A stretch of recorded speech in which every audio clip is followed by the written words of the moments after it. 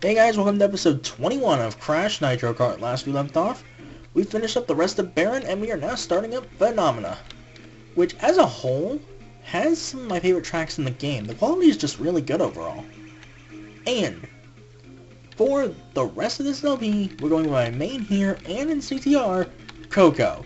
Now much like Engine in this game, acceleration is crap. I say as I power slide to make up for it. But her speed is decent, and turning is amazing. In the console versions of Nitro Kart, her speed and acceleration would be swapped, basically making her polar. In CTR, much like Crash and Cortex, and this is the same thing Engine did, average speed, sacrificing a little bit of turning for some amazing acceleration. So yeah, Coco is basically my go-to in CTR pretty much since the beginning. And no surprise, I'll be sticking to her again when I get to CTR for an LP. Also, can I take a moment to appreciate the fact that we're out of time, entropy's on the track, and I have the entropy clock right now. I don't know why, that's just kind of amusing to me. You say time for action, well how about I stop time for you? I hate to tell you, but your time is up and time is on my side. So you know what? I'm actually going to take the practical way about this. Wait for everybody to get around here and screw you all. See, I can play smart with my items too.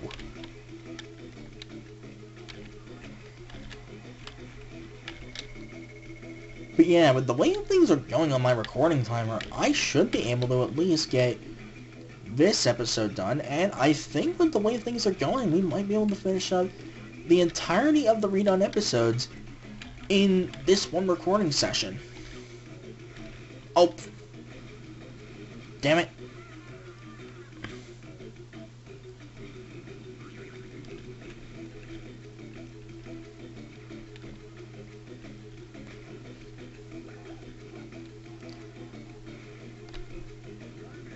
Which, hey, that was my original plan, although I'll have to go over the 2-hour mark for this, but hey, whatever. Actually, no, I started recording about half an hour later than I usually do, so yeah.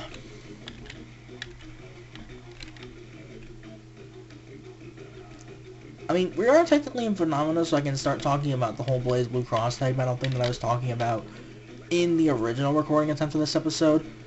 But I'll save that for the next track, as that's where I kind of started to mention it.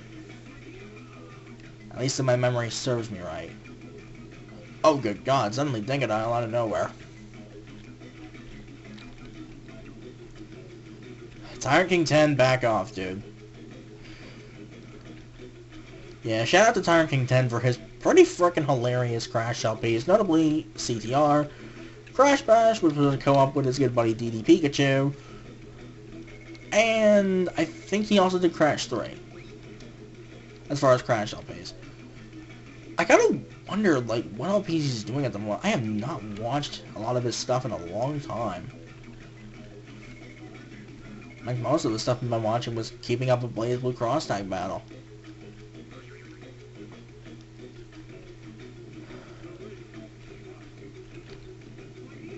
But yeah, with that, Trophy Race, we're out of time, done. Let's see who else makes it, and yet Dingodile makes it anyway, and that was kind of close. Alright. I was going to explain this later, but, well, here you go. Right, I'll be right back. Alright, on to the next track, and that is Clockwork Wumpa. So now I'm actually going to start talking a little bit about Blaze Blue Cross Tag Battle. Recently, we got to take a look at the English dub at Anime Ascension, SakuraCon, and Anime Boston. Which, I did not go to any of those events, sad face, because I would have loved to play the game. But we did get to hear the English voice actors. The Blaze Blue cast reprises their roles, as does the Persona 4 cast and the Ruby cast. So the main ones I was interested in for the English voice acting was the Undernight Embers cast and S from Blaze Blue Central Fiction, as she did not have an English voice at the time. As far as the Undernight Embers cast, like, Overall, I would say the 5 new characters with English voicing are really good except for Waldstein. Or Waldstein. I've heard it pronounced various ways, but apparently Waldstein is incorrect.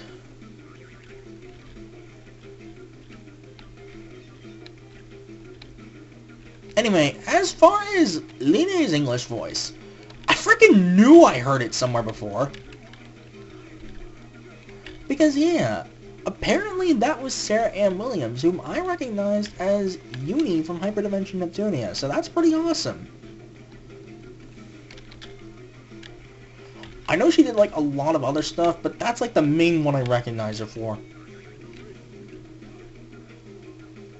Also, speaking of Cross-Tag Battle, in re-watching that trailer again, the latest trailer that is, they subtly confirmed Astral Heats, which for those not know, are basically instant kill attacks. I mean, you have to be in a certain criteria to use them, which, starting with Continuum Shift, the criteria was, you had to be 1 round away from winning the match, a full heat gauge, which is 100% super meter, because you can use supers at 50%, or distortions as they're called in BlazBlue, and your opponent has to have less than, well, 35% health or less when you attempt it.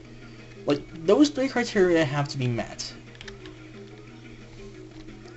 And Astral Heats are frickin' amazing.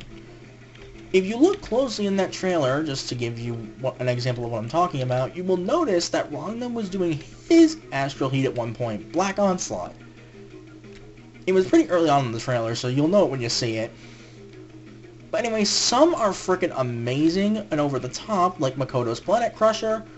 Still one of my favorites. Wow, look at how far ahead I am. This is sad. Some are just plain meh, like, I think it's Rachel's Clownish Condelua, or however you say that, I don't frickin' know. Some are just plain brutal, like Terami's Unholy Wrath of the Basilisk, which, ugh, that is painful. And some are just plain frickin' amazing. One of my favorites being Mu 12's Sword of the Godslayer.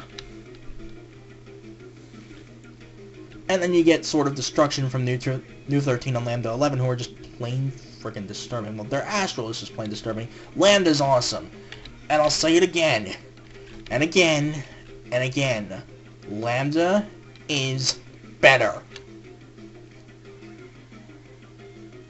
Anyway, I will have a little more to say about Astral Heats when we get to the next race. Because for now I want to see who else makes it. Okay, Engine, Tiny. Can we get Cortex? Wow, we got the entirety of Team Cortex. Let's just take that in for a second. That was amazing. I've been doing these, Aku Aku, so shut up, please. Right, I'll be right back. Alright, time to finish up the rest of Phenomena's trophy races with my personal favorite, Thunderstruck. Well, I should more say the last of Phenomena's trophy races. But anyway, getting back on the whole Astral Heat thing that was subtly confirmed for Cross-Tag Battle, it wasn't, like, officially and or directly confirmed, but it was a subtle hint.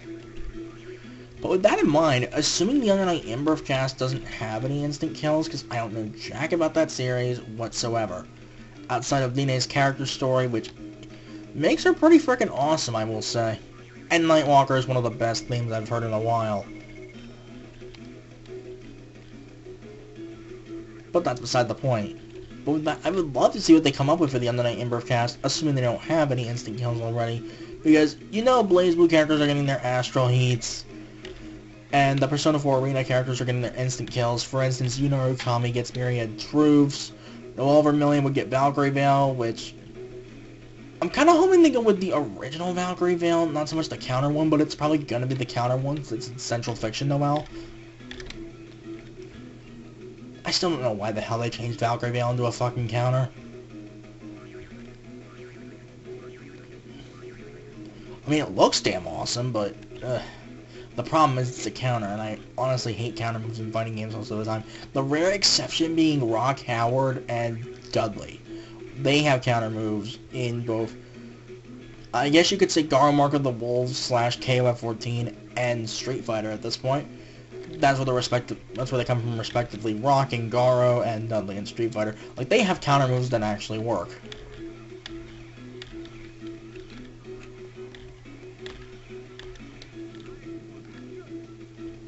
But that's beside the point. Anyway, the main one I'm really interested in is the frickin' Ruby cast. Yang in particular. Because, good God, they're probably gonna come up with something really frickin' brutal for her. Something along the lines of Bullet's Hard Killbringer, maybe? I don't frickin' know. I mean, Hard Killbringer isn't that flashy, but good God, is it brutal. And some major in-game lag.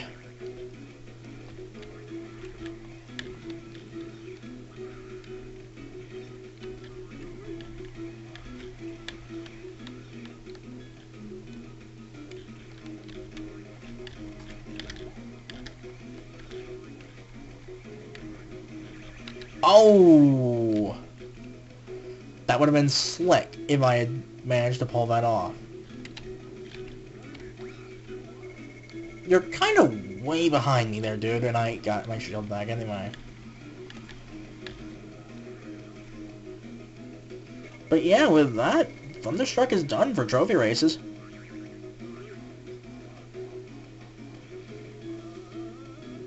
Engine, Oxide, can we get Entropy or Entrance? I kinda doubt it. Nope, we get Cortex. I guess it's still kind of an N, but whatever. I've been doing these, Aku Aku. Just shut up. Right, refreshing the recording. Alright, on to World Champion number 3. And that would be none other than Phenomena's champion, Norm. And yeah, like I said in the Team Cortex run, this moment is much more disturbing, or creepy as I said there, in the console versions, when this cutscene is actually animated. But this race is a special case. You're actually racing against 2 opponents at once. Now, if either of them beats you, you gotta redo the whole thing, so keep that in mind. Anyway, Little Norm throws TNTs, so he's basically Crunk. Oh, I was so close. Anyway, Big Norm on the other hand throws bowling bombs. And he's got a nasty little trick. Yeah, as you just saw, if he's behind you, he'll throw the bowling bombs in front of him to actually hit you. However, yeah, as you can see right there, his teammate kind of screws him over because he keeps running into the TNTs that Little Norm plants. So Little Norm is basically your main opponent here. Big Norm is just there. I say as he just basically blows me up. You know, I probably should save that for Big Norm because he's probably going to bypass him maybe. Okay, I hit the right one.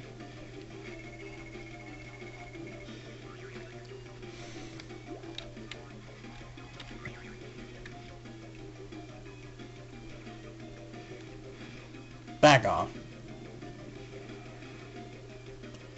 Wow, both of them are actually on to me for once. Putting up a temporary shield because I doubt it's going to last. Case in point. Also, we're in out of time if you couldn't tell.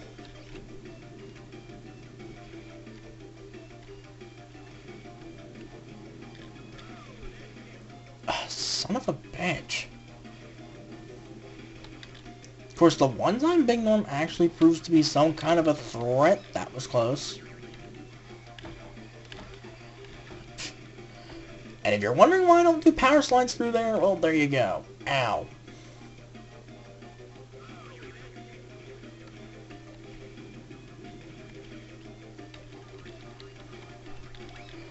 Yeah, I couldn't hit the item because there was a TNT on top of me.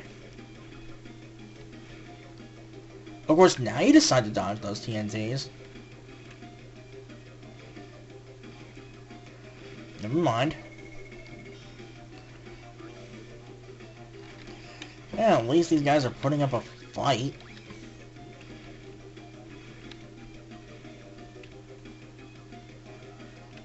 Wow, I actually hit him with the ice trap.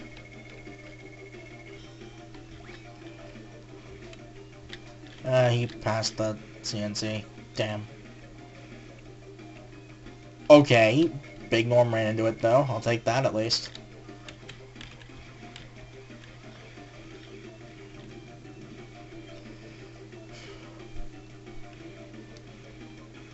This one could be a little bit close, but this is my chance to take a lead.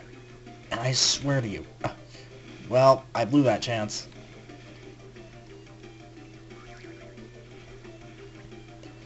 Meaning I'm gonna have to win this one the old-fashioned way. Hopefully he hit that. I don't think he did.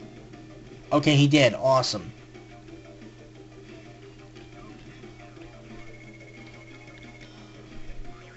Preferably run into it. I don't care about the Wumpas.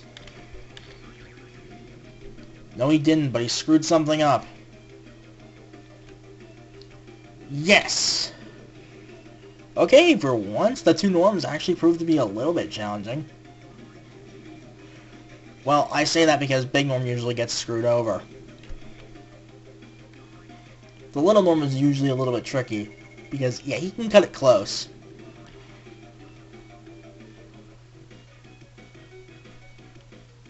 How many times have I told you? It's circuit! Frickin' typos.